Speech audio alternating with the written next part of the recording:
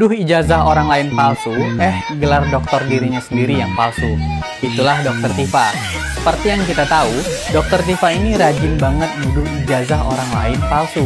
Setelah sebelumnya, ijazah Presiden Jokowi yang dituduhnya palsu, saat ini dia nuduh ijazah Gibran Rakabuming Raka yang dituduhnya palsu. Saking inginnya membuktikan ijazah Gibran palsu, sampai dibelain loh datengin sekolah Gibran di Australia. Nah, terkait gelar Dokter Tifa palsu diungkap oleh Justinus Prastowo. Justinus Prastowo ini adalah ketua alumni STF Driyarkara yang saat ini juga menjabat sebagai staf khusus Menteri Kemenkyu. Jadi, kalau kita lihat situs web profesional atau bisnis LinkedIn milik Tifa, tertulis kalau dia itu berhasil lulus dari beberapa program doktor.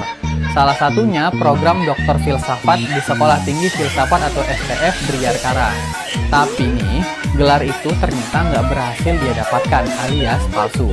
Menurut Justinus, Tifa itu nggak pernah mendapatkan gelar doktor dari STF Driyarkara. Tifa emang pernah ikut program matrikulasi filsafat pada tahun ajaran 2018-2019.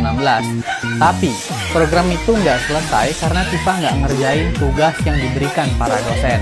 Padahal tugas itu sebagai syarat untuk kelulusan program doktor di sana.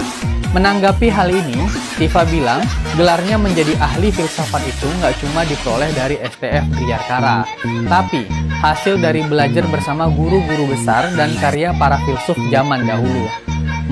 Kok aneh ya? Gelar doktor didapat dari hasil belajar dari guru besar dan filsuf zaman dulu. Ya sih, tapi gelar dokter itu kan harus melalui proses tertentu, bukan sekedar belajar. Ada-ada aja ya alasannya. By the way, terkait kabar gelar dokter palsu Tifa ini sudah beredar sejak 2022 lalu. Tapi beredar kembali setelah Tifa nuduh ijazah Gibran itu palsu.